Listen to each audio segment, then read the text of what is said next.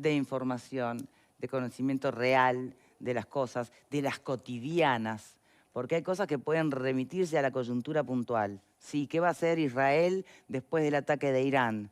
Como que hizo, ¿por qué Irán atacó a Israel? ¿No? Pero después hay una histórica de guerras subterráneas en esas latitudes que necesitan de mucha explicación y de mucha información. Repasemos lo último que sabemos sobre el conflicto.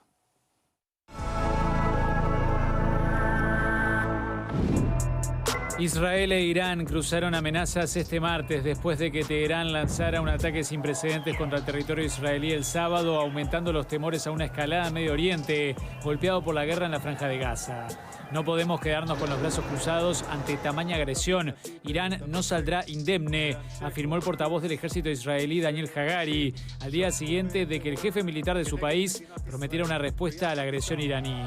Por su parte, el presidente de Irán, Ebrahim Raisi, también reiteró que su país responderá de forma severa a la más mínima acción de Israel contra los intereses iraníes. Ambos realizaron estas declaraciones pese a los llamados a la moderación de la comunidad internacional, que teme una escalada de las tensiones en Oriente Medio, donde Israel está en guerra contra el movimiento terrorista palestino Hamás en la Franja de Gaza desde hace más de 6 meses. Irán lanzó en la noche del sábado un ataque inédito contra territorio israelí en respuesta al bombardeo que destruyó su consulado en Damasco el 1 de abril, que atribuye a Israel. El ataque en la capital siria mató a 7 miembros de los guardianes de la revolución iraníes. La casi totalidad de los más de 300 misiles y drones lanzados por Irán fueron interceptados con la ayuda de Estados Unidos y otros países aliados, afirmaron las autoridades israelíes. Mientras decide cómo responder, Israel anunció este martes que lanzó una ofensiva diplomática contra Irán y llamó a 32 países a imponer sanciones contra la Guardia Revolucionaria iraní y su programa de misiles. El primer ministro israelí Benjamín Netanyahu había instado el lunes a la comunidad internacional a permanecer unida frente a la agresión de Irán, pero los dirigentes de las principales potencias internacionales piden cautela. El presidente de Estados Unidos, Joe Biden, indicó que Washington no participará en una acción de represalia, a pesar de su inquebrantable apoyo a Israel.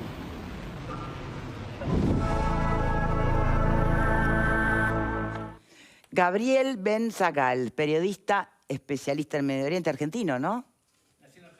Ahí está. ¿Y cómo, y cuándo, hace y mucho, dónde? 89. Ah, bien. Bueno, lo que falta como información más actualizada es que esta mañana se informó de un ataque de Hezbollah en el norte de Israel, ¿verdad? Parece. Estoy intentando ver la información completa, estaba volando. Ah, bien. Esto hay que analizarlo en clave de coyuntura o de histórica, justamente. A ver, el Medio Oriente hoy está dividido en 4 fuerzas políticas. Los países chiitas, que son el 15% del Islam. Irán, Irak, Siria y Líbano son chiitas. Sí. Y además hay una isla de chiitas que son los hutíes. Sí. Luego tenés 2 países muy radicales, sunitas, que pagan terrorismo, financian, adoctrinan, pero no hacen terrorismo de forma directa. Y son nefastos, pero no los condenamos suficiente, que son Qatar y Turquía. Ah. Tenemos un tercer grupo que son grupos radicales islámicos. Hamás, Hezbollah y demás. Y por último tenemos países sunitas más moderados. Y esos son Emiratos Árabes Unidos, Jordania, Egipto, Arabia Saudita.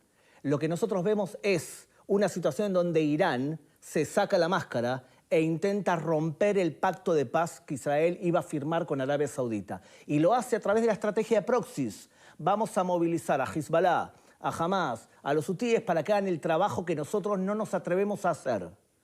El último sábado lo que hicieron fue, se sacaron la máscara e intentaron hacer algo. Bueno, ese intento pretendía ser mayor de lo que fue, ¿creen? No, intentó hacer algo para la galería. Ah, porque digo, sabían perfectamente que no iba a pasar un solo dron. Es que no es la primera vez que lo hacen.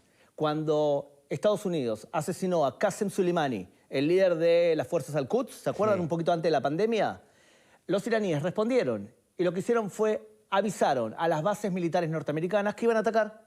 Bien. Dispararon y no hirieron a nadie. Ahora también le avisaron a Turquía que avise a Israel y avise a todos que iban a atacar. Y lanzaron una cantidad de drones problemáticos con entre 65 y 80 toneladas de explosivos que podían haber hecho una masacre a sabiendas que se los podía derribar. Entonces, ¿qué fue? Fue, de alguna manera, algo para quedar bien con su gente. Bueno, ¿Israel va a tener que tener la misma estrategia entonces? Puede hacer las dos cosas y creo yo que las dos cosas están bien. A ver. Puede no hacer nada y recibir el apoyo internacional que recibe ahora y esperar hasta la próxima vuelta y en el momento oportuno atacar. Porque no nos engañemos, si Irán avanza hacia un plan nuclear y hacia una bomba nuclear, hay un país que seguro lo va a atacar. Y ese va a ser Israel. O sea que tarde o temprano va a volver a atacar Israel a Irán porque no va a permitir que Irán acceda a una bomba nuclear o a que ponga fábrica de misiles en Siria o en el Líbano. O lo que puede hacer es atacar ahora para mantener la disuasión. Yo creo que sería conveniente que no ataque ahora, sino que disfrute del apoyo momentáneo que está teniendo de los países del mundo. Sí, porque está además esa creciente condena, ¿no? Ese pedido a Israel que baje un poco el cambio en esta respuesta. El mundo dividido entre el derecho a defenderse, digamos, ¿no? Y la escalada de la réplica. Te voy a decir una cosa. Sí. En general el mundo, cuando los judíos se dejan asesinar, los felicita y les causa simpatía. Cuando los judíos se atreven a defenderse, entonces ya inmediatamente va a ser acusado de uso exagerado de la fuerza. Porque casi todos los países del mundo han hecho uso peor de la fuerza. Mucho peor. Te voy a dar un ejemplo. El estilo de guerra que está haciendo Israel ahora en la Franja de Gaza, no hay nada parecido en la historia de la humanidad. Que un grupo terrorista se esconda abajo de la tierra, en 500 kilómetros de túneles, utilice a su población como escudos humanos y pretenda que mueran para crear lástima internacional. Y que tenga rehenes abajo de la tierra, tenés un solo ejemplo parecido. Manila, 1945. Ningún ejército del mundo combatió en esas circunstancias. Por lo tanto, cuando viene alguien y me dice, bueno, se podría hacer diferente, dime cómo. Porque en general ningún ejército lo haría mejor, ¿eh? El ejército español tiene que entrar a Franja de Gaza a combatir con esa situación, mata el triple. Y los ejércitos sudamericanos, mucho más todavía. Entonces, hay que tener en cuenta el contexto de la guerra. Es una guerra complicada, ¿eh? ¿Las Naciones Unidas no está viendo bien el problema? Las Naciones Unidas en general, por más que en Uruguay las vemos de forma bondadosa porque realmente nos gustan las normas internacionales. Yo viví en Uruguay y entiendo que respetamos las Naciones Unidas, pero lamentablemente las Naciones Unidas representan a 193 países, de los cuales la mayoría de ellos son países o islamofascistas o no democráticos, porque vos vivís en un país que es un paraíso en muchos sentidos. Tu índice de poliarquía, de democracia, junto con el de Costa Rica, son los más altos de todo el mundo latino. Ahora, ¿a vos te parece normal que Uruguay tenga un voto y que ese voto valga lo mismo que Qatar o que Emiratos Árabes o que Arabia Saudita cuando tú eres democrático y ellos no? Bueno, los que condenan en forma sistemática a Israel suelen ser estos países que son dictatoriales, que son la mayoría de la ONU. Entonces la pregunta es, ¿qué es la ONU? Bueno, es la mayoría de los países. Bien, aún así, hasta Estados Unidos, histórico apoyo, ¿no?, de Israel, y que también ayudó en la defensa de este ataque, hasta Estados Unidos, o dirían, bueno, no, Estados Unidos no, Biden, le está pidiendo un alto al fuego. No, lo que le está pidiendo a Israel es que aumente la ayuda humanitaria y que no responda. ¿Eh? Y que no responda. No, que no responda ahora. Sí. Sí, está bien, pero Biden tiene un doble discurso que hay que tener en cuenta. Por eso le pregunto, ¿es Estados Unidos o es Biden? Pero Biden tiene un doble discurso no por él. A ver. Biden sabe perfectamente quién está en este negocio y Biden es muy pro-Israel. Biden tiene elecciones y él tiene mucho miedo, con lógica, que pierda votos de musulmanes, de afroamericanos en ciertos estados. Él necesita, por un lado, mostrarse de alguna manera cauteloso con su aliado Israel, pero por otro lado le está enviando cantidades de arsenal bélico, sí, claro, porque Israel se prepara para una guerra contra Hezbollah. Y como se prepara una guerra contra Hezbollah, que para mí va a ocurrir en mayo, en junio o en algún momento, tiene que tener arsenal bélico. ¿Por qué pensás que hay menos guerra en la Franja de Gaza? Porque no hace falta seguir combatiendo ahí y el peligro real es en el norte, no es en la Franja de Gaza. Bueno, un peligro que es inminente desde hace mucho tiempo. En realidad, ¿cómo estaba atado eso? A ver, lo que ocurre es que cuando tú tienes un país democrático, hasta que no te atacan, no tienes legitimidad interna para salir a una guerra. ¿Qué madre va a enviar a su hijo a la guerra si no hay justificativo? Bien, la legitimidad para responder. Y ¿Cuándo eso me lleva ocurrió? a preguntar algo que han también sugerido algunos, ¿no? Que, por ejemplo, que Israel estaba al tanto del ataque de Hamás, pero que necesitaba legitimidad justamente para poder contraatacar. Suelo no ser... Lo mismo le indilgaron a Golda Meir, o sea, no sé, le pregunto. Suelo no ser conspiranoico y como conozco al pueblo judío, pensar que después del Holocausto un primer ministro judío va a sacrificar a 1.500 de sus conciudadanos para recibir un buen titular es simplemente o estar mal de lo que se sabe sobre el Medio Oriente o desconocer la esencia del pueblo judío. Te voy a explicar una cosa rápida. ¿Un judío puede sacrificar su vida? Solamente en 3 circunstancias. Cuando te obligan a creer en otros dioses, cuando te obligan a tener relaciones sexuales con tus hijos, cuando te obligan a asesinar a otra persona. Fuera de eso, ante todo la vida. ¿Qué es más importante, la vida o la tierra? La vida. ¿Qué es más importante, la vida tuya y la vida de tus vecinos? También valen igual. Ante todo la vida. Por eso Israel, cuando tenían un soldado capturado, Hamás, llamado Gilad Shalit, durante 5 años, pagó con 1.027 terroristas que habían asesinado judíos para liberar a un soldado. Entre los liberados estaba Yehia Sinwar, líder del Hamás. Ante toda la vida. Por lo tanto, aquel que piense que esto fue a propósito y que se sabía información y que lo dejaron pasar, simplemente filosofa fuera del recipiente. Bien. Ahora, la vida de estos tantos niños que hoy, de nuevo, las Naciones Unidas informan de riesgo de hambruna importante en Gaza, ¿no? ¿Qué medidas o cómo reflexiona sobre esto? Mira, suelen entrar 500 toneladas de alimentos a la Franja de Gaza. 500 toneladas todo el tiempo y camiones, ¿ok? A ver, hay acá un problema conceptual. Sí. Y el problema conceptual es que muchas de las personas que se llenan la boca hablando de los niños y los muertos de hambre y demás, durante décadas no abrieron la boca cuando el Hamás adoctrinaba a esos niños a ser suicida, cuando los mataba de hambre. O sea, tú no puedes ser tan dualista o inmoral de preocuparte con los niños solamente en una circunstancia. Si te gustan los niños y defendes a los niños, tienes que defenderlos siempre. Eso hace una persona moral. Ahora, la estrategia del Hamás, ¿cuál fue? La estrategia del Hamás fue, vamos a entrar a Israel, vamos a matar la mayor cantidad de gente posible, vamos a conquistar territorio, transmitemos programa de televisión para humillar a los judíos, vamos a salir de ahí, nos vamos a llevar rehenes y lo que va a ocurrir es lo siguiente, Israel nos va a responder. Pero, como son judíos los que nos van a atacar, la presión internacional va a ir sobre ellos y lo van a acusar de uso desproporcionado de la fuerza. Lo que nosotros tenemos que hacer es sobrevivir al ataque de Israel. Si sobrevivimos, ganamos. Y si no sobrevivimos, perdimos. Por ahora, Hamás va ganando. ¿Va ganando? Por ahora sí. Fíjate, hay un montón de personas que apoyan a Hamás.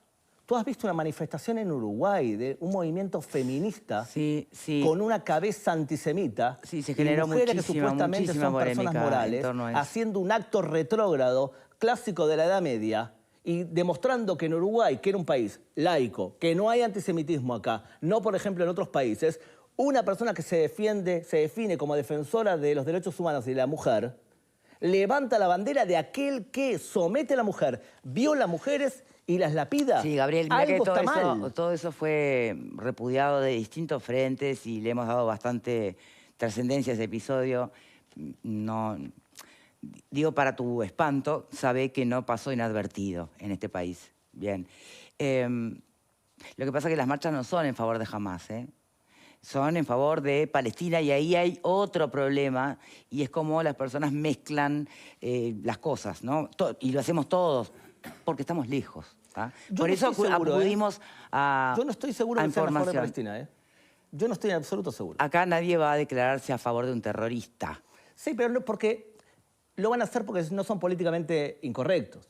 ¿Cómo? Pero si de verdad, claro, vos no vas a decir, estoy a favor de Hamás. Si de verdad fueses pro-palestino, serías como yo quiero un Estado palestino. Y quiero que el niño palestino viva en democracia como vive mi hijo. Y quiero que el niño palestino no sea adoctrinado a ser un suicida. Y quiero que la mujer palestina tenga la libertad que tiene mi hija y mi esposa. Si sos pro-palestino de verdad, vas a defender al pueblo palestino antes para que viva en un nivel digno. Si solamente vas a ser pro-palestino cuando crees que entendés lo que ocurre en el Medio Oriente y vas a salir a defender a los palestinos cuando los ataca Israel, no sos pro-palestino. ¿Y qué decís, o qué le decís a las personas que entienden que, creo que le dijo la propia embajadora palestina, que jamás es el resultado de años de opresión por parte de Israel a los palestinos? Está jugando con el hecho que mucha gente no se especializa en terrorismo islámico.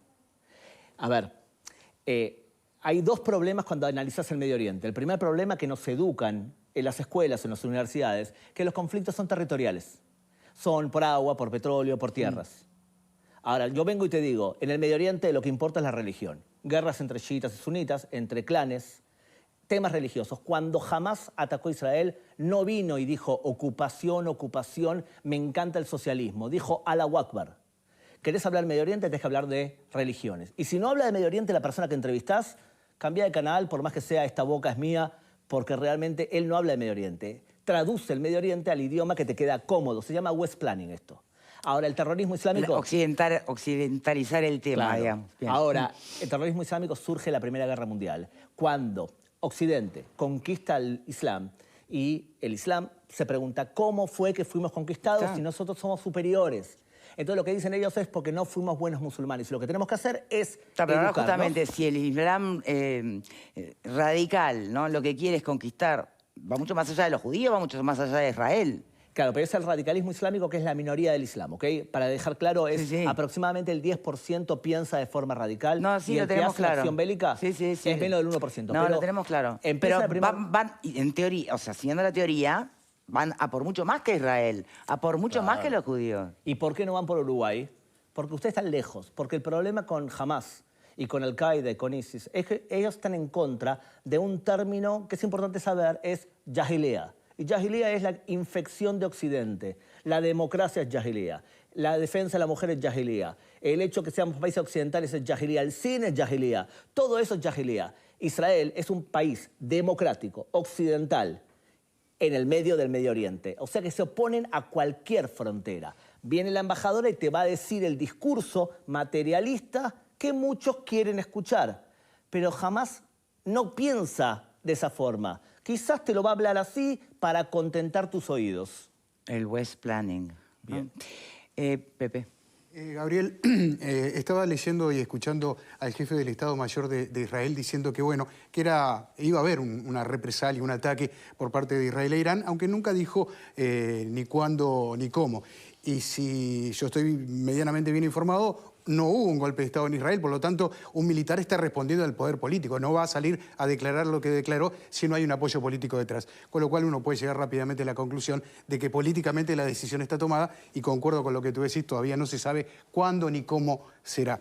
Lo otro que te quería consultar, y trajiste el tema cuando hablaste de que nosotros estamos muy lejos, y ciertamente estamos casi a 14.000 kilómetros de Teherán, pero los proxy de Irán, como Hezbollah, tuvieron una presencia muy importante a 15 minutos en avión de acá.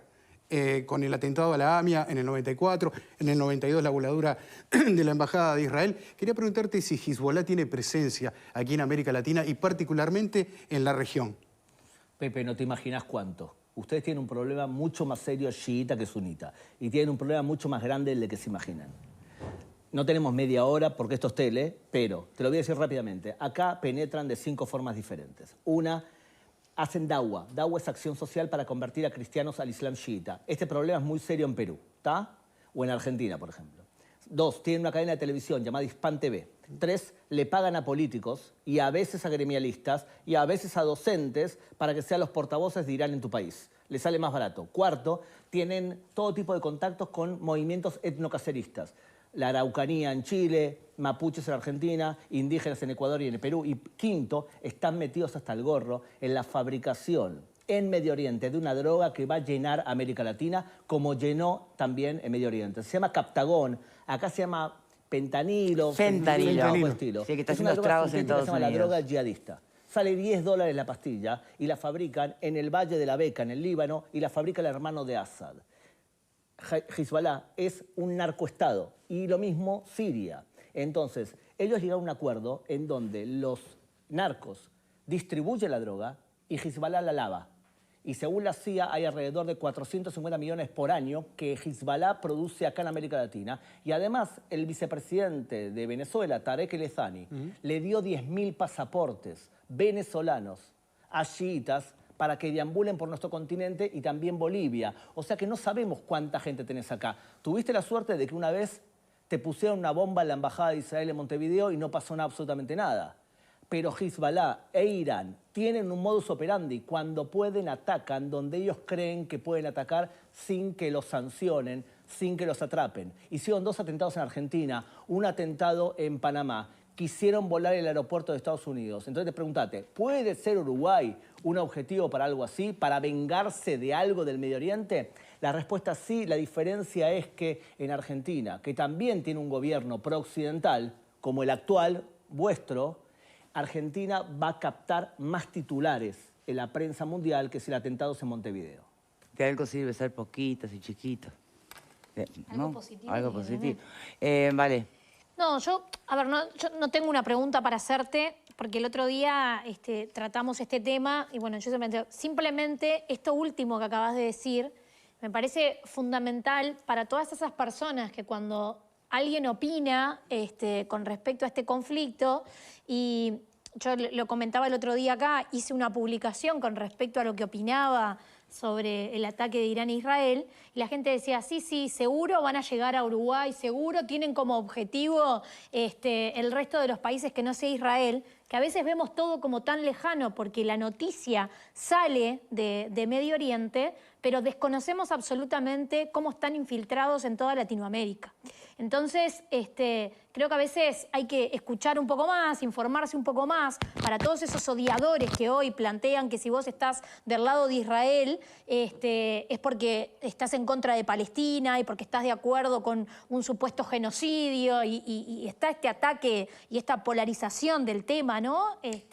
Pero que creo que escucharte o aportes como el tuyo realmente demuestran que nada es tan lejano como la gente cree. Y en realidad lo podemos tener en Argentina, pero también lo podemos tener acá, como planteaba Pepe el otro día, que hasta hubo una consulta en Uruguay porque aparentemente podría haberse gestado ese ataque o haberse trabajado ese ataque a Argentina en nuestro país. Entonces, miremos con un poco más de objetividad y saquémosle un poco de ideología y a veces hasta de la discriminación que todavía sigue sufriendo el pueblo judío cuando hablamos de este tema. Y Uruguay no está ajeno, ni Argentina está ajeno, ni ninguno de los países vecinos están ajenos a que algo pueda suceder acá. ¿Sabes lo que pasa? Que acá hay un fenómeno que acompaña todo esto se llama la interseccionalidad.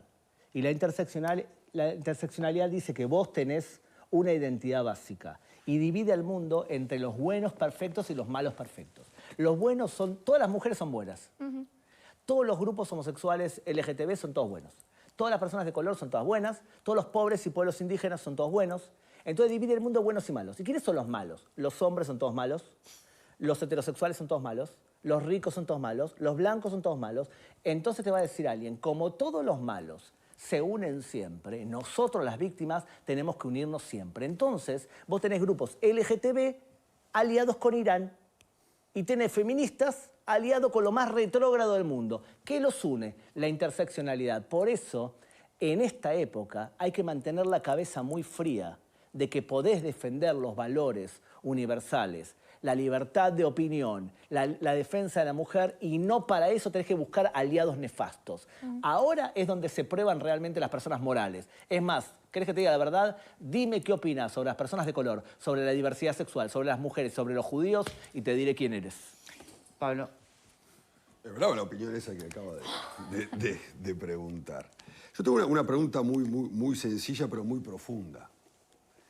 ¿Cómo se puede negociar con un grupo terrorista, en este caso, que en su carta orgánica el fundamento es la desaparición del Estado de Israel? ¿Cómo se puede negociar? ¿Cómo se puede parar Israel, que se lo pide la comunidad internacional, a negociar con este grupo, cuando en realidad el grupo no le interesa negociar porque en su carta fundacional lo que tiene es como premisa que desaparezca el Estado de Israel? Gabriel, recordá la pregunta porque sumamos la del siguiente panelista, pero si no, no nos da el tiempo. Pupo. Bien. No, yo ya lo he dicho en otros programas, ¿no? Para mí esto es un choque entre civilizaciones, ¿no? Creo que tú hablaste hace un rato, además del tema de la religión. Es tanto el odio hacia Israel de parte de Irán que ha hecho acuerdo con un único grupo que ni siquiera es chiita, que es Hamás. O sea, tanto es el odio que llega hasta eso. Creo que Israel se ha movido bien, ha hecho algunas alianzas que sorprendieron ahora, y también creo que Israel está mejor posicionado frente a ese concierto mundial que lo estaba condenando hoy que hace 15 días. O sea, este ataque le vino fantástico al gobierno israelí desde ese punto de vista. No solo que dejó en ridículo el ataque, porque de alguna manera tiraron 300 misiles y un herido, sino que además quedó mejor, pasó a ser de agresor a agredido. Entonces, ¿qué es lo que inteligentemente debería hacer Israel ahora? Digo, obviamente que no va a dejar, hoy hubo un ataque hoy de mañana, hubo 18 heridos, o sea, lo siguen provocando, pero aún así la postura de Israel frente al concierto internacional sigue siendo mucho mejor que hace una semana o 10 días atrás.